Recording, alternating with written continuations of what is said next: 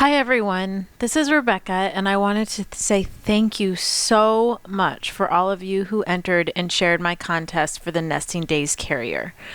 The contest is over now, but I wanted to take a few minutes and talk about some of the key concerns that came up during the contest.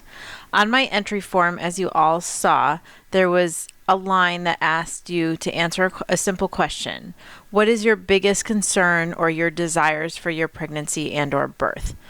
While many different concerns were expressed during this contest, most of the concerns were clustered around a few big topics that I wanted to take the time to address now. I did write back to most of you after you submitted your questions and tried to address it in a very simplistic form. There were several hundred entries to this contest, so I couldn't be very thorough in my answers to you, but I'd like to be just a little bit more thorough now, leaving the door open for you to ask more questions so that we can have more conversations like this in the future. So the first thing that came up was natural birth. I want to have a natural birth, or I had a natural birth for my first child, and I'm really hoping to repeat the experience or have an even better experience. Or a very, very common thing that I got was I want to have a VBAC. There are a lot of you out there who are pregnant with your second, third, or fourth child and have had a VBAC and are really looking not to repeat the C-section mode of delivery. So I think one of the reasons that a natural birth came up so frequently is because about a quarter of pregnant women want to have a natural birth, but less than 5% actually have one. So your concern about not being able to do it or having concerns about the physiology of it is completely realistic.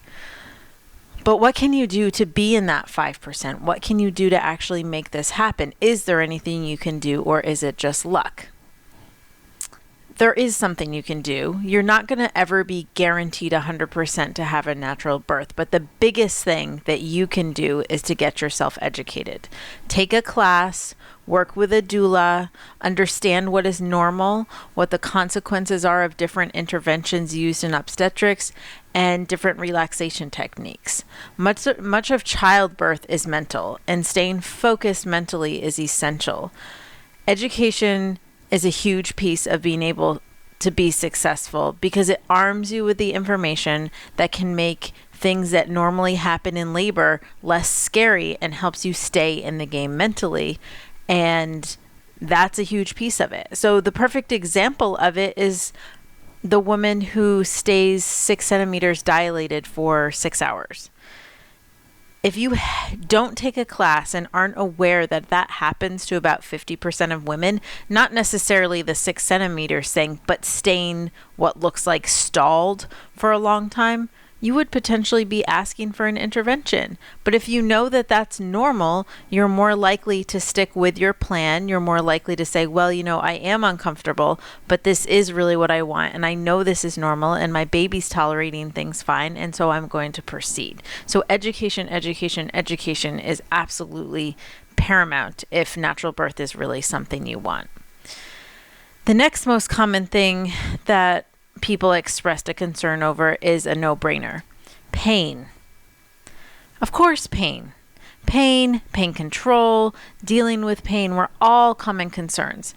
This makes a lot of sense given that childbirth is painful. There are a few important things to keep in mind when thinking about pain, though. First, when it comes to childbirth, it's temporary. It will be over at some point. You just don't know when. You will be monitored by your provider, and if the pain is coming from an abnormal source, not your labor, but something that's actually going wrong, they'll pick it up and they'll be able to deal with it.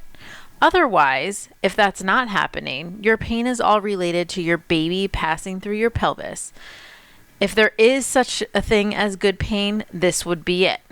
I personally really don't like the term good pain.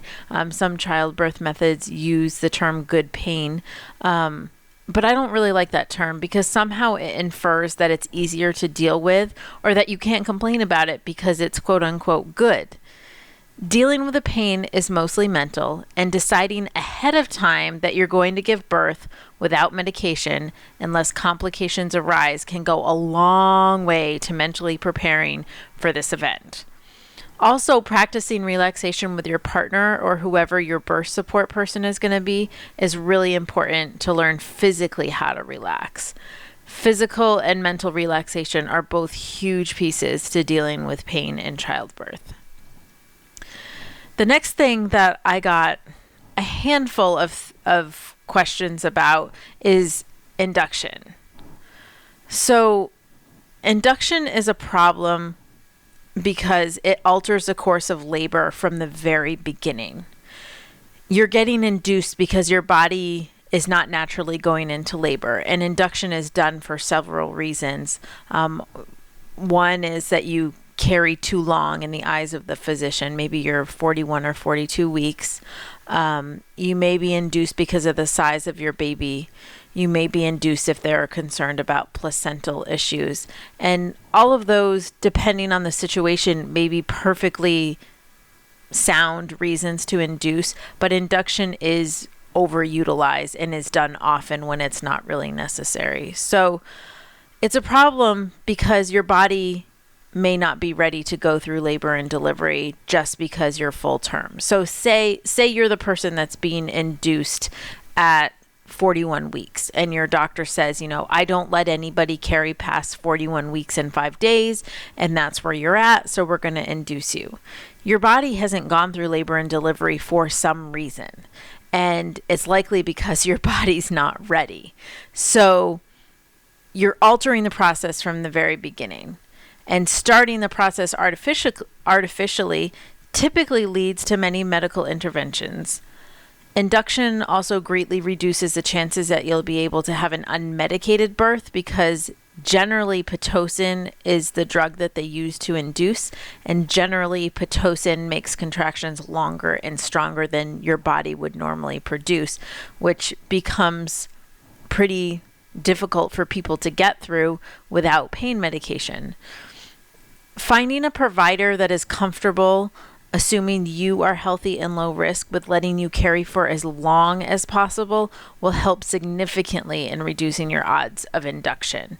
And most OBs in my area, I'm in Oregon, and most OBs in my area are letting people carry to about 42 weeks. They'll start talking about induction during the week 40 and schedule it. Usually if someone has a follow-up appointment early in week 41, they'll probably schedule an induction hoping that they don't have to use it. But that's a pretty good long time. There are other parts of the country where it's much sooner than that. If you haven't delivered by your due date in some parts of the country, they're anxious to induce. So definitely take the time to find a provider that is willing to give you the leeway, assuming that it's medically safe. Of course, that's always the most important thing. If it's not medically safe, if there is something going on, induction may be what you need to do, but that's because you're putting your health and your baby's health first.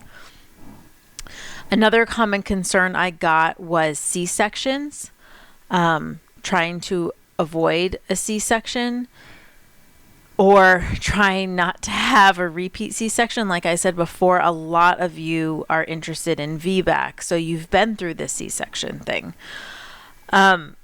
This is a very valid concern, given that about 1 in 3 babies in the United States are born via C-section. And according to the World Health Organization, the ideal rate of C-section would be somewhere between 5 and 10%. So we're way, way, way over that at like 30 to 33%. So a C-section is a surgical procedure that has both short and long-term side effects for both mother and baby. There are ways to decrease your odds of having a C-section. Staying low risk and educating yourself about interventions that tend to lead to C-section are really important to reducing the C-section rate. The other important factor is your provider. So what is your provider's C-section rate? Have you discussed the importance of a vaginal birth with your provider? And finding a provider that values vaginal deliveries and has a lower C-section rate is very, very important. And I will send you a link to some really good information about C-sections and their pros and cons and some of the statistics about that when I send this webinar out to all of you, because I think you'll find it really interesting. The next thing that people brought up was was interesting to me, actually. A lot of you are not first time moms, and you're concerned about balancing your new baby with the children that you already have. How do I bond with my infant and give my older children the attention that they deserve and need?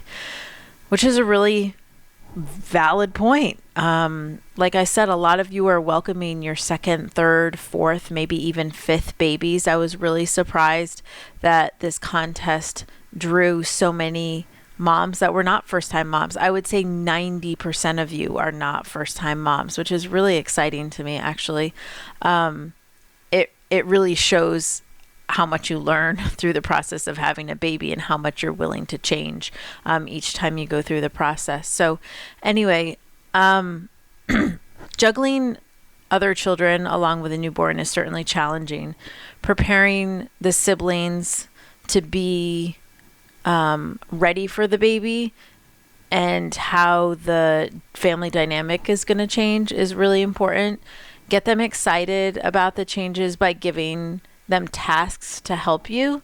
Most siblings are excited about the concept of a new sibling, but you need to talk about it. It's a huge, huge change. You need to talk about baby brother or sister. You need to maybe, with a younger child, practice getting diapers or practice going into the nursery and getting blankets or talking about the crib or talking about what a baby's like. Maybe you even try to borrow a child or visit a friend that has a baby so that your child understands what this is, what does having a baby mean, and not that they can conceptualize necessarily how their lives are going to change, but just to keep talking about it so that it's not this sudden one day baby's not here and then baby's here and I don't really have any idea of what's happening or why this has happened. Could certainly rock a little person's world.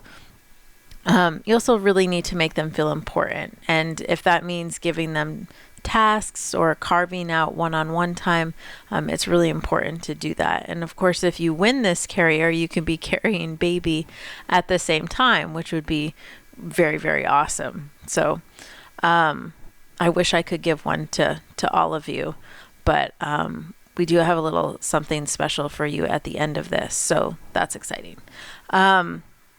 And the last thing that I'm going to talk about, like I said, there were several things that came up, but these are sort of the top 6 themes that I saw running through people's questions. The last thing that came up is breastfeeding. And I think people's concerns around breastfeeding come from a couple of different places.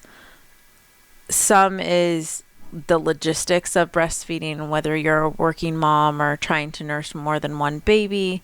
There can be logistical issues. A lot of people have problems with supply and finding the support they need. So I don't know the specifics of why so many people put breastfeeding, but this was a very, very common thing. And I as a mom myself, I can understand why this came up. It is a really big issue. So breastfeeding is always a common concern among mothers of newborns because it seems like it should be something that is easy. Yet so many people seem to struggle with breastfeeding, and even those that succeed often don't find it to be natural. Not that it's not a natural process, but that it takes practice. Most moms don't just know what to do.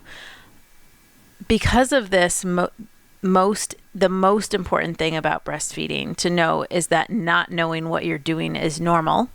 And because of that, there's a lot of support out there. It's a well-known fact that although feeding our children via breast is normal and natural, it takes some practice. So the support out there mostly comes in the form of lactation consultants, which often work in hospitals, pediatricians' offices, possibly OB offices. There's La Leche League International, which exists all over the world and is basically a breastfeeding support group. It's free. They are a wealth of knowledge. They can tell you everything about how to start breastfeeding to how to wean a child that potentially is breastfed for a very long time. So if you're having trouble with breastfeeding, Find these people in your community, find the support, and ask a lot of questions. The other thing is to trust your gut. If something doesn't feel right, if something doesn't look right, if baby's suck seems really strange, if baby seems to not be gaining weight, if baby's bowel movements seem to be not normal or inconsistent, you need to trust your gut, and you need to seek advice right away. After all, this is your baby's nutrition, so it's very important. Breastfeeding and bonding can be enhanced by doing skin-to-skin time. Placing baby's bare skin on your bare skin is scientifically proven to be beneficial for bonding, in addition to regulating many physiological processes. The Nesting Days Carrier, which you all entered to win, is one way to do this in a hands-free way. This is a unique carrier that was designed by Julie Arvan, a postpartum doula, to facilitate skin-to-skin time. Julie has been fabulous to work with. I don't personally know her. I didn't even know about Nesting Days until a mom that I was working with told me about this fabulous carrier, and I was like, oh, I got to make this available for more people. I contacted Julie. Julie was super gracious in working with me and being excited about what I was doing, and to bring her knowledge of the importance of skin-to-skin time and baby wearing to all of you. So she's been gracious enough to give you all a discount on your Nesting Days Carrier as a thank you for participating in this contest and taking such an active role in ensuring that babies in this country are born and nurtured in a loving and natural way. So obviously everyone that doesn't win will get a coupon code to enter on her website that I believe qualifies you for $10 off a Nesting Days Carrier. So that is really awesome. And Julie does respond to the emails herself. It is the only product she makes. She has one employee, I believe. So if you decide to order from her and use your discount, send her a note and just say thank you. She really went out of her way to make this happen, and I truly appreciate it, and I hope that you give her wonderful feedback about her product and her generosity. So in closing, thanks so much for your time and participation in this contest. And in the future, I hope that I can bring you lots of valuable information about pregnancy, labor, birth, and postpartum issues. I would really love it if you could go to anaturalbirth.org to learn about how to get some individualized support during your pregnancy, labor, delivery, and postpartum period. I would love if you could give feedback about this video or any other videos that I have out. And I'd also really love to know what you want to learn about. What would be worth talking about and starting a conversation about that would truly benefit you. You can leave that information at my email address or on my website, and I look forward to hearing from you. Thank you so much.